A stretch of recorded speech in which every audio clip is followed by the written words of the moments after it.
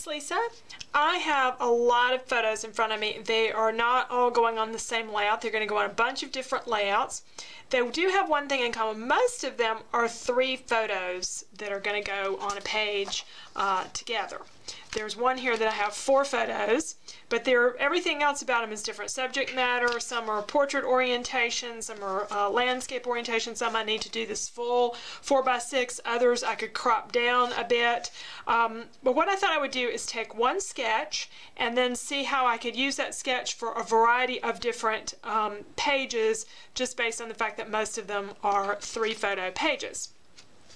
And this is my sketch that I created, and I based it on, when I did the drawing, I did these 3 photos, which are 3" by 4" photos, but as I do some of the other videos, you'll see, of course, that I'll expand and change this to accommodate the larger photos.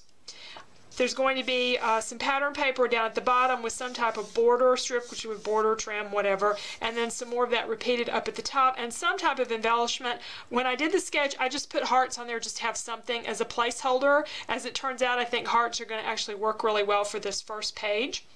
I'm going to do, in this video, this page, and then I'll come back in other videos and take the same sketch and modify it to do the other pages, and to try to keep it from being boring for both of us, the watcher and for me, you the viewer and for me. I want to do some different things, you know, maybe change the embellishments or do some misting or stenciling, or just doing something different with each of the pages. So it'll be more than just changing the SketchUp. We'll make it a little more interesting as we go along. Okay, so let me get some of these other photos out of the way and show you the products that I have for this first page. I have this paper from Cosmo Cricut. I swear I do not remember buying this stuff, but it's great with these photos. And what inspired me actually for this page was I started going through looking at embellishments. I didn't really have a particular paper scheme, color scheme in mind, and so I looked at my stash of die cuts and stickers and things. And sometimes when I have these leftover strips from a bottom of a page or one of those pages, you know, you cut up, I may put that in the drawer. And this is one that came from an old collection by Fancy Pants, and it says, "There's nothing like staying at home for real comfort." Well, the subject of the photo is the things that we do to take care of the common cold. These were actually photos I made in 2013 doing Project Life, and I hadn't really done anything with them, so I thought that I would use them on a page about our, I won't say cure, but our remedy for the common cold and the things that we typically do. So I want to have this along the bottom of the page, and if I'd had this out first, it'd be like I'd made the sketch to go perfectly with that, and that really wasn't my intention, but it worked out very well. So I went looking for papers, and I found this paper from Cosmo Cricut that looked kind of homey, and I think this went with the same collection as the same. I don't remember buying it, but it looks like it goes together. That I'm going to use to mat the photos. Now the sketch doesn't have the photos matted. When I created the sketch, I knew that a lot of times I was going to be expanding these. They were going to take up a lot more room, and I didn't even think about matting them. But I think here I could use some more paper. I could use to break the page up a little bit. So I think here I am going to do a little mat, and this paper will be great for that. I have some wood grain letters that I want to use, and maybe use the Cricut for some of the additional lettering. I didn't really have anything, I don't think, that's right for both the 2 words of the title. The hearts, as I said, I believe will work well, and I have these last few hearts from My Road. I've used most of these. I'm going to use those, and this black flourish that's part of this design down here, I think I need to pull that out and use that other places on the page, or it's not going to really look right with the rest of the page. So I think I'll work that in with the embellishment groups. So those are my plans, and I'm going to go ahead and start pulling this together. Just trying to decide here on my matting whether I want the photos together or I want them separated a little bit with a little mat in between, and whether I need some mat up above for the title to rest on, but I don't think I need that up above. I do think I want them separated. I've cut my title part of my title out of 2 different colored cardstocks, a pinkish reddish tone from Stampin' Up! That I really liked. I'm just not sure whether I like it there in the middle of the layout. So I know I want to use the black, I just don't know whether I want to add the red on top of it. So I'm going to trim this down, and I have that ready to place on the layout I'm using the basic gray magnetic mat. It's been quite a while since I used this mat, and I've kind of forgotten how easy it is to use the ruler that's with it. If you like the basic gray magnetic mat, I have seen them at AC Moore. I mail ordered mine, but I've seen them at AC Moore, and if you get one, be sure and get the extra set of magnetic tacks with it, because it only comes with like 8 or something, and you'll need more than that. But I like it because it's really easy to line things up. Now I've got us zoomed out here so you can see as I select some trim. I want to put some trim along the bottom in the between the border and the main part of the page. I've got a couple of different teal, blue-green colored trims. I tried some rickrack. I wasn't too happy with that.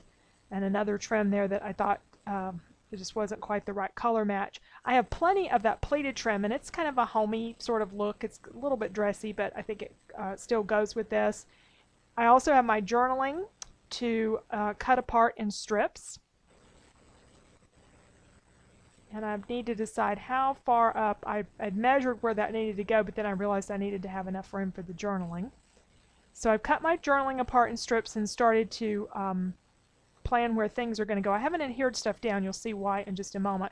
I needed to have some gold paper up at the top. I have all that at the bottom, and I have this paper from Webster's Pages that was a real good match to the paper on the bottom. I'm using a Stampin' Up! Slip punch to create a large scallop punched area up at the top. I may trim that down, but at least I have some of that gold color up there. And one of the hearts. Just playing with the ribbon or the trim a little bit. It's more of a lace. See if I want some of that lace down at the bottom, and I don't. I didn't care for that too much there. However, I might like the pleated trim up at the top. I've got gobs of it, and I could use a little bit of it because it's a little bit heavier trim on the top layer.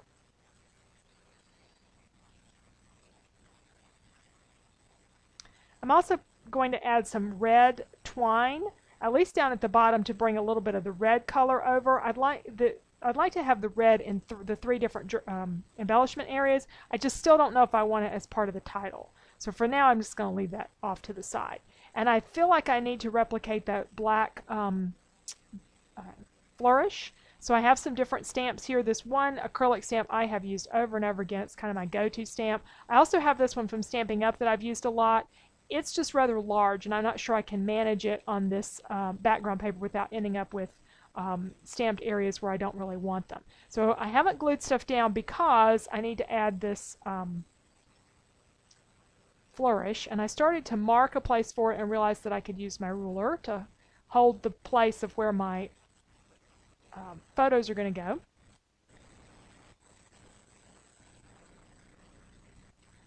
I'm going to use archival black ink. This is a wonderful ink. When you stamp it, it looks like it was printed on the paper. It just comes out so clean. I used Stays On for years, and now I so wish I had switched over to this a long time ago, because I've never been able to get the images with Stays On ink that I can get with this archival ink. And I think 2 of those is going to be plenty, since I have some of that in the border down at the bottom. Start to lay things back out here, and then I'm ready to glue some stuff down.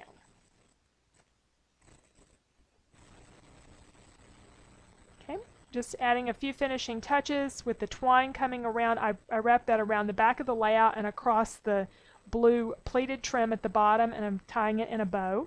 That'll give me a little bit of red down there at the bottom to go with the word home that's in red on the printed piece.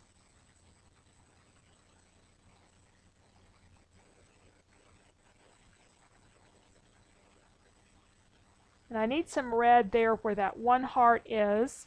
I have some additional hearts, and I can lay one on top. I could lay it underneath. I kind of like it on top. I've never done that before. I'd use these wood embellishments a lot, but I haven't layered them on top of one another. Just using a red Stampin' Up! Marker. It's one of the older colors, ruby red. It's a little bit softer color of red. I think it goes better with this layout. And I'm just going to glue that on top, and then it's obvious that I don't want the red on the title. But I do need some up at the upper right corner there, so I'm going to use some glazed dots. These are from Basic Gray. I bought a bunch of these when Peachy Cheap had them for sale. And just a little touch of red there should finish things off. We have our completed page with just a few touches of red around the page and the black stamping to accent this black that's on the bottom on the border. So it all kind of started with the 3 photos and this wording along the bottom and this color scheme that helped pick up the rest of the color scheme, repeated some of the trim around the page, and then I stuck with just a real simple title at the top. Here's my sketch, and I stuck very closely to the sketch for this one, but when I use this for other layouts, I'm going to start modifying it a little bit more to make it work for those size photos and what I'm looking for on those particular pages. But it'll still have the 3 photos, the title, journaling, and the embellishments kind of spread out the way that they are now with some sort of border strip down here on the bottom. So it'll be somewhat similar as I go through the rest of the pages. So anyway, thanks for watching, and I'll give you a little bit better close-up view of a few of the items. And be sure and check out the rest of these videos as they become available. I'll try to link them all together here on YouTube.